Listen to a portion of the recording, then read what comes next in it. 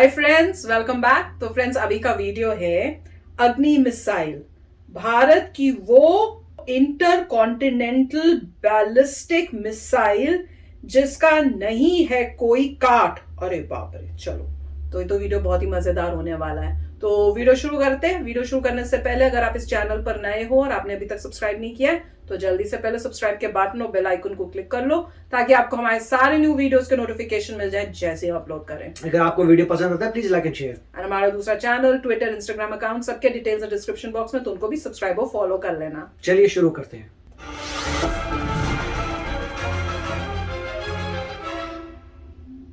One, now, 1, 2, 3, 4, continue. ये दुश्मनों का काल है, चल गया तो इससे बचना मुश्किल ही नहीं नामुमकिन है।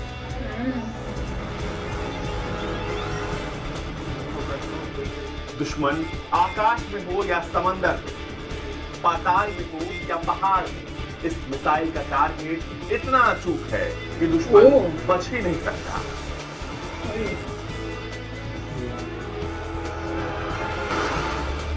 यह है भारत की मिसाइलों की सबसे घातक श्रेणी की मिसाइल अग्नि।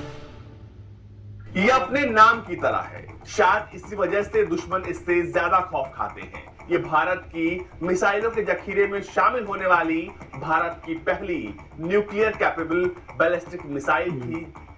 नमस्कार, मैं अजीत और आप देख रहे हैं भारत।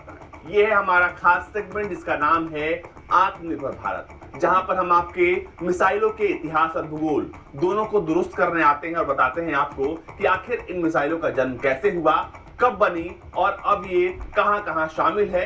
इसके अलावा बात ये भी होती है कि इसके पीछे का जो कोई किस्सा होता है हम वो भी आपको बताते हैं। तो चलिए शुरू करते हैं आज कहानी अग्नि मिसाइल की कि आखिर ये कब बनी, कैसे बनी और अब कहां तैनात है। साल 1983 ये वो साल था जब अग्नि मिसाइल के मिशन को लॉन्च किया गया। साल 1989 आते आते जब ये मिशन अपने अंतिम चरण पर था तब इसके अंतरिम परीक्षण की तैयारी शुरू की गई और इसी साल में इस मिशन का परीक्षण हुआ और वो भी बिल्कुल सफल परीक्षण, जिसने मिसाइलों की दुनिया में एक नया भूचाल फैला दिया। कह सकते हैं कि जब भारत ने साल 1989 में अपना अंतरिम परीक्षण सफलतापूर्वक जब किया तो इसने दुनिया के तमाम देशों को चौंका दिया।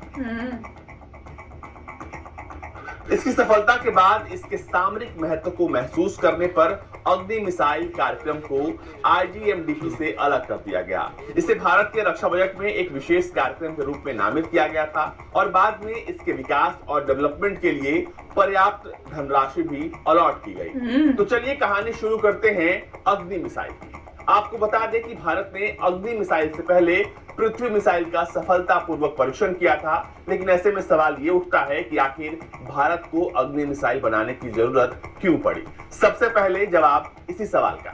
दरअसल जब पृथ्वी का परीक्षण हुआ तो उस वक्त, जब पहले संस्करण का परीक्षण हुआ तो उस वक्त इसकी मारक क्षमता महज 150 किलोमीटर थी। ऐसे में ये जरूरी था कि ऐसी मिसाइल बनाई जाए जिससे दूर तक मार किया जाए। अगर आप पृथ्वी की बात करें तो पृथ्वी को अगर हम कहीं भी लॉन्च करते तो हमें इसे अपने सीमाई इलाकों में तैनात करना पड़ता।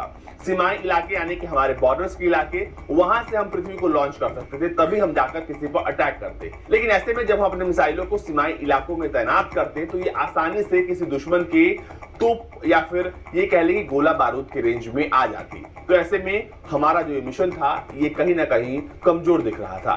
सीमाई इलाकों में इस मिसाइल के तैनाती के साथ एक और समस्या खड़ी हो जाती, ये आसानी से दुश्मनों के रेंज में आ जाती। इसलिए मिसाइल के होने के साथ साथ वैज्ञानिकों के सामने बड़ी चुनौती थी, इसलिए अग्नि मिसाइल पर काम शुरू किया गया जिसकी पहुंच और गति दोनों तेज थी और इस मिशन के जनक थे डॉक्टर APJ अब्दुल कलाम। इस कहानी में आगे बढ़ने से पहले आपको एक किस्सा सुनाते हैं। दरअसल किस्सा ये है कि जब अग्नि का परीक्षण होने वाला था तो उससे ठीक पहले एक सरकारी अधिकारी का डॉक्टर APJ अब्दुल कलाम को फोन आता है। फोन इसलिए था क्योंकि उनके पास नाटो के एक अधिकारी का फोन आया था कि आप लोग अग्नि का परीक्षण जो है वो देर से कीजिए। दरअसल अग्नि के परीक्षण को लेकर ही दुनिया के तमाम देश परेशान थे क्योंकि भारत मजबूत हो रहा था। ऐसे में नाटो के एक अधिकारी ने सरकार के एक बड़े अधिकारी को फोन किया और कहा कि अग्नि के परीक्षण में देरी की जाए, लेकिन इस फोन कॉल का कोई फायदा नहीं हुआ। निर्धारित समय पर अग्नि का परीक्षण हुआ और वो भी बिल्कुल सफलतापूर्वक। Now, 1, 2, अग्नि तो 1 2 3 4 5 कहा चुके हैं।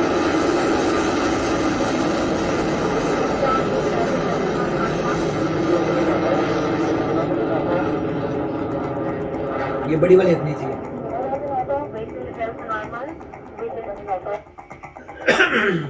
अब आइए सिलसिलेवार तरीके से बताते हैं आपको कि कब और कैसे अग्नि मिसाइल पर काम शुरू हुआ।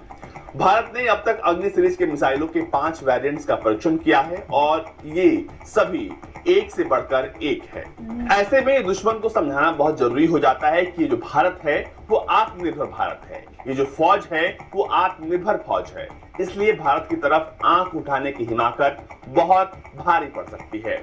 तो चलिए शुरू करते हैं बात उस मिसाइल की जिसका निशाना अचूक है, जिसकी ताकत और शक्ति बेजोड़ है और जिनका देश में निर्माण गर्व की बात है। शुरू करते हैं सबसे पहले इसके लेटेस्ट वर्जन से, अग्नि 5 मिसाइल। ये अग्नि सीरीज की इंटरकॉन्टिनेंटल बैलिस्टिक मिसाइल है। इसकी रेंज 5500 किलोमीटर है। अग्नि 5 से सिर्फ 2.5 मिनट में 674 किलोमीटर दूर इस्लामाबाद और 15 मिनट में 3782 किलोमीटर दूर बीजिंग शहर तबाह कर सकती है। इतना ही नहीं, इसकी जद में पूरा एशिया, अफ्रीका और यूरोप के कई बड़े देश हैं। अग्नि 5 की सबसे बड़ी खूबी ये है कि इसे सड़क के रास्ते कहीं भी पहुंचाया जा सकता है। ये मिसाइल 1.5 टन तक न्यूक्लियर वॉरहेड ले जाने में सक्षम है और इसकी रेंज में कभी भी बढ़ोतरी की जा सकती है। अग्नि 4। अग्नि श्रेणी की यह काफी हल्की मिसाइल है। सतह से सतह पर वार करने वाली अग्नि 4 की मारक क्षमता 4000 कम हो गया। इस मिसाइल को बनाने के साथ ही भारत इंटरकॉन्टिनेंटल बैलिस्टिक मिसाइल बनाने वाला 5वां देश बन गया। भारत से पहले अमेरिका, रूस, फ्रांस और चीन ऐसी मिसाइलें बना चुके हैं। अग्नि 3। जमीन से जमीन पर 3500 किलोमीटर तक अटैक करने में सक्षम ये मिसाइल बहुत ही खतरनाक है। ये 1.5 टन न्यूक्लियर पेलोड आसानी से अपने साथ ले जा सकता है। हाइब्रिड नेविगेशन सिस्टम के साथ अग्नि 3 मिसाइल प्रणाली में कंप्यूटर के जरिए पूरा कंट्रोल सिस्टम दिया गया है। अग्नि 2। 16 टन वजन वाले अग्नि 2 की लंबाई 20 मीटर है। जमीन से जमीन पर मार करने वाली अग्नि 2 की रेंज 2500 किलोमीटर है। ये अपने साथ 1000 किलो का विस्फोटक आसानी से ले जा सकता है। सिर्फ 15 मिनट में इस मिसाइल को फायर के लिए तैयार किया जा सकता है। अग्नि 1। अग्नि 1 एक मीडियम रेंज बैलिस्टिक मिसाइल है। इसमें दुनिया में पहली बार इंटीग्रेटेड नेविगेशन सिस्टम का इस्तेमाल हुआ। इसका निर्माण भारत में 1999 में शुरू हो गया था, जबकि इसका पहला परीक्षण 2002 में किया गया। अग्नि 1700 किलोमीटर तक मार करने में सक्षम है। 1700 की 700। अब आपके जहन में सवाल उठ रहा होगा कि आखिर इस मिसाइल का नाम अग्नि ही क्यों रखा गया, तो जवाब इसका भी देते हैं। दरअसल वैज्ञानिकों का मानना है कि जो संस्कृत शब्द है वो ज्यादा आकर्षक, सार्थक और शक्तिशाली होते हैं। ऐसे में हमेशा मिसाइल का जो नाम होता है वो कोशिश करते हैं कि उसे संस्कृत में दिया जाए, लेकिन फिर भी मिसाइलों का नाम देते वक्त उनके नेचर का खास ख्याल रखा जाता है, यानी कि वो किस प्रकार की मिसाइल है इस बात का खास ख्याल वैज्ञानिक रखते हैं। अगर हम अग्नि को उदाहरण के तौर पर लेते हैं तो ये जान लीजिए कि अग्नि मिसाइल जब छोड़ी जाएगी या छोड़ी जाती है परीक्षण के दौरान, इस दौरान इसको भारी मात्रा में एनर्जी की जरूरत होती है, यानी कि आग की जरूरत होती है, तब जाकर ये अपने मिशन की तरफ बढ़ती है। इसके इसी नेचर को ध्यान में रखते हुए इस मिसाइल का नाम अग्नि मिसाइल रखा गया था।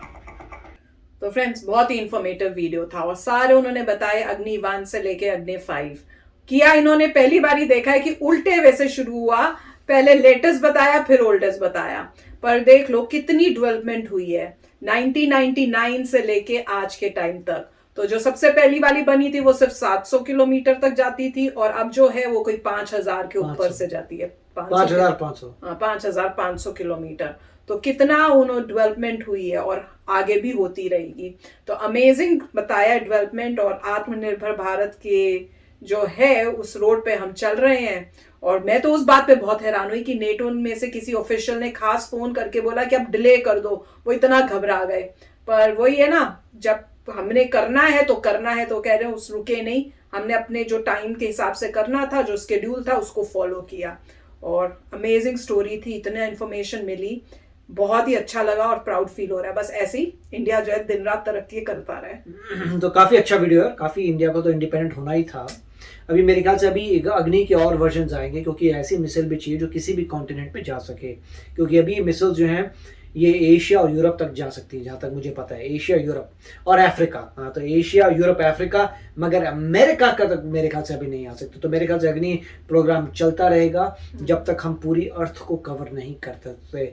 और हर एक सिविलाइजेशन के लिए बहुत इंपॉर्टेंट है कि आपके वेपन्स बहुत स्ट्रांग होने चाहिए। मतलब जिंदगी में आप पिछली हिस्ट्री देखते हैं, उससे एक ही सीख बार बार आती है कि जब भी इंडिया के पास वेपन स्ट्रांग नहीं थे, दूसरे लोगों आके कॉन्कर कर दिया इंडिया को। तो मेरे ख्याल से इंडिया को अपना डिफेंस बजट ज्यादा रखना चाहिए, इन चीजों को स्ट्रांग करना चाहिए, नंबर 1 बनना चाहिए इन टर्म्स ऑफ वेपन।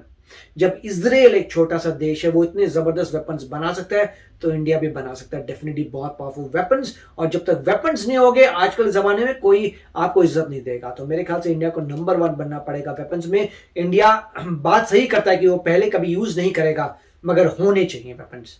तो काफी अच्छा वीडियो था। यस फ्रेंड्स, तो चलो चलते हैं, मिलेंगे नेक्स्ट वीडियो में बहुत ही जल्द। Till then take care and bye bye. तो अगर आप मेरे इस चैनल पे नए हो तो जल्दी से सब्सक्राइब के बटन को हिट करो और बेल आइकन को क्लिक करो, ताकि आपको मेरा जब नया वीडियो मैं लगाऊं आपको उसके बारे में जल्दी से पता चल जाए।